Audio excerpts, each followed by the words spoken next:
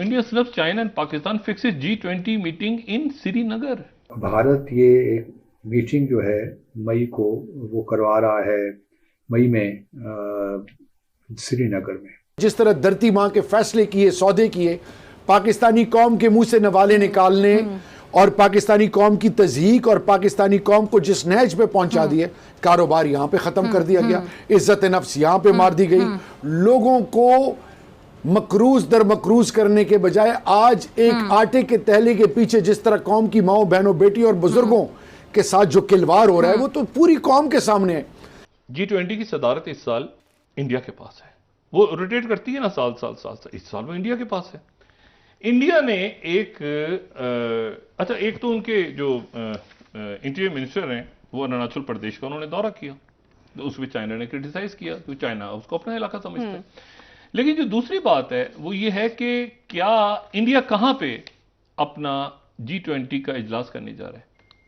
और उसमें कौन से मुल्क। इंडिया ने, मैं टाइम्स ऑफ इंडिया को कोट कर रहा हूं, India snubs China and Pakistan fixes G20 meeting in Srinagar. मकबूजा Kashmir में उन्होंने G20 का इजलास बुलाया है, यानी मीटिंग जो होगी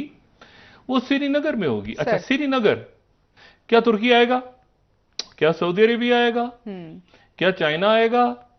G20 ममालिक है ना, तो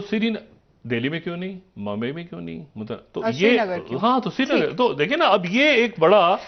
इशू है कि वो भारत के लिए भी, पाकिस्तान के लिए भी, चाइना के लिए, ये सारा मैंने आपसे कहा ना कि हमारे इश्यूज इस वक्त डिप्लोमेटिक लेवल पे, इकोनॉमी के लेवल पे, सिक्योरिटी के लेवल पे जो थ्रेट्स हैं, और ये ऑपरेशन की जो बात हुई थी, मैं फिर बोल रहा हूं, ये कोई जहाजों से बॉम्बिंग नहीं है, ये वो है जो भी पकड़ा है बंदा आपने, जैसे ये जो BNA का या जो भी, यानी आपने दहशतगर्दों को पकड़ना है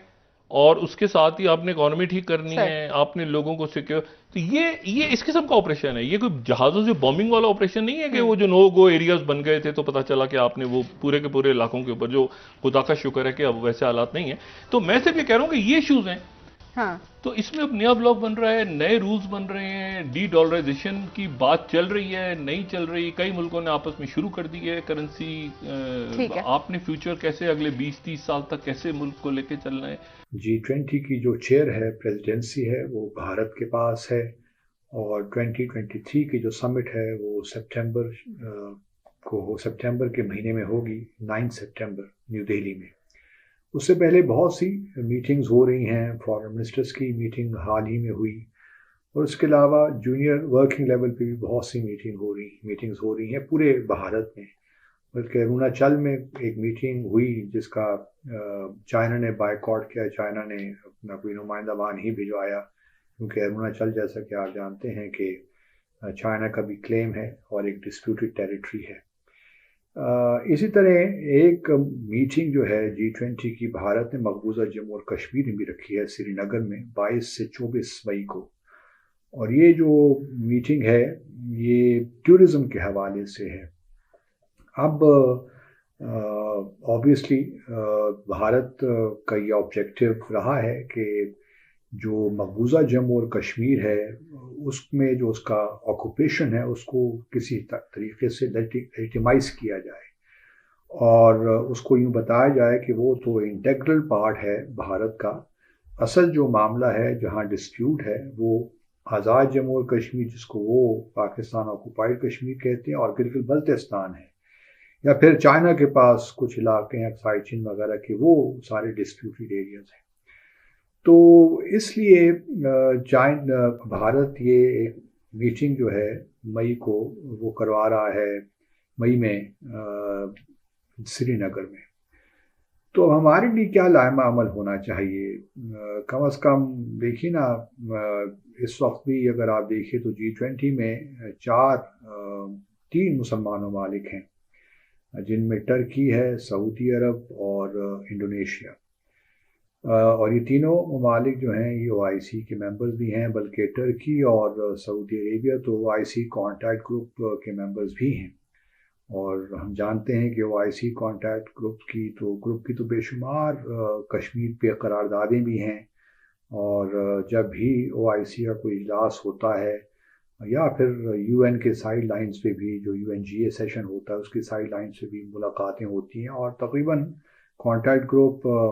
اپنی قراردادیں بڑی مستقل مزاجی کے ساتھ ایشو کرتا رہا۔ پھر 5 اگست 2019 کے بعد بھی بڑی سخت قراردادیں OIC کانٹیکٹ گروپ نے ایشو کی۔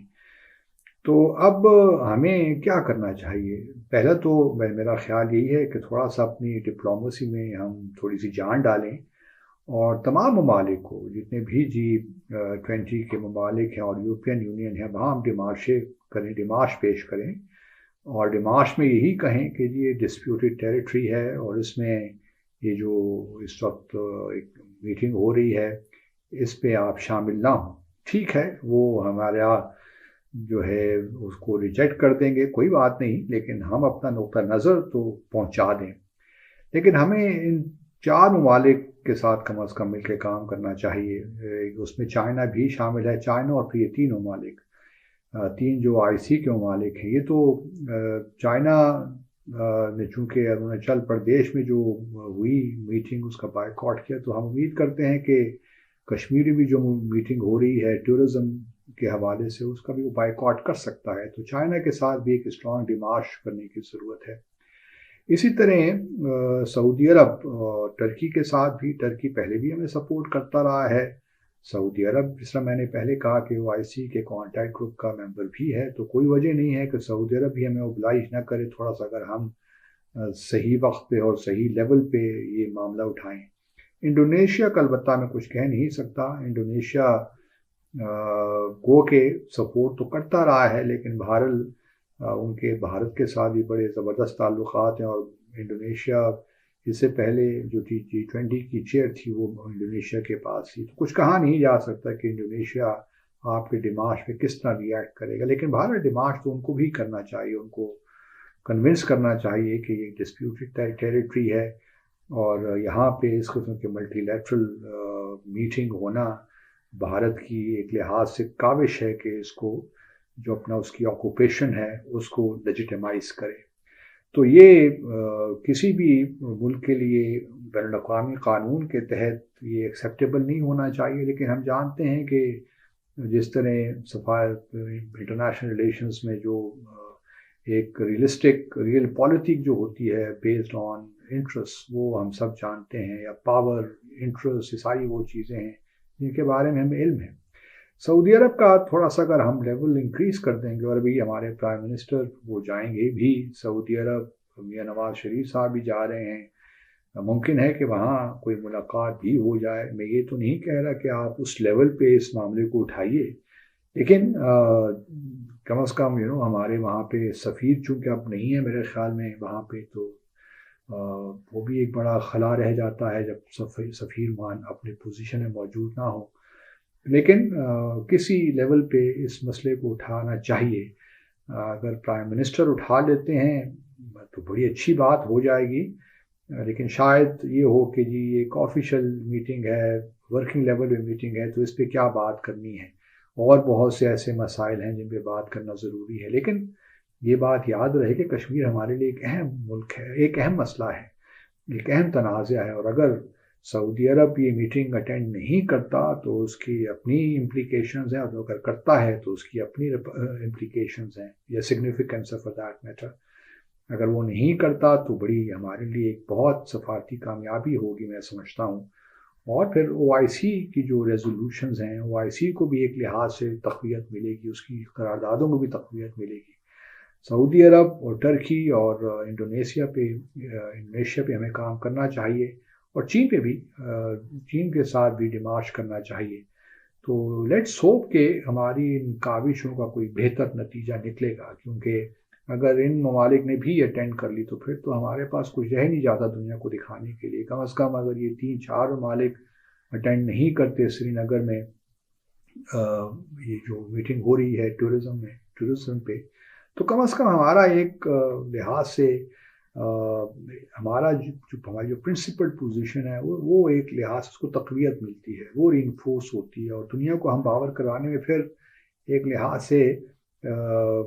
ایک کامیابی بھی ہمیں نصیب ایک مل جائے گی کہ دیکھیے یہ ممالک نے بجا طور پہ سری نگر میں اٹینڈ نہیں کی، گو کہ UK وغیرہ کو بھی تھوڑا بہت احتیاط کرنی چاہیے اس میٹنگ کو اٹینڈ کرنے میں، لیکن جس طرح میں نے پہلے کہا ایک اپنے ویلاگ میں کہ اس وقت ویسٹرن دنیا کی کوشش یہی ہے کہ پاکستان کو کسی طرح مجبور کیا جائے کہ وہ لائن آف کنٹرول کو ایک لحاظ سے پرماننٹ انٹرنیشنل بارڈر تسلیم کر لے اور اس کو ایک سالٹ بارڈر کے طور پہ تسلیم کر لیا جائے، جس طرح کہ مشرف صاحب کا جو 4 پوائنٹ فارمولا تھا اس میں یہ اسی میں یہ انویسج کیا گیا تھا۔ تو ہمیں بہرحال جو ہے وقت پہ کام کرنا ابھی سے کوشش کرنی ہے تاکہ سری نگر میں کم از کم 4 ممالک تو وہاں موجود نہ ہوں۔ یہ بھی اگر ہو جائے گا تو ہماری بہت بڑی سفارتی کامیابی ہوگی۔ میں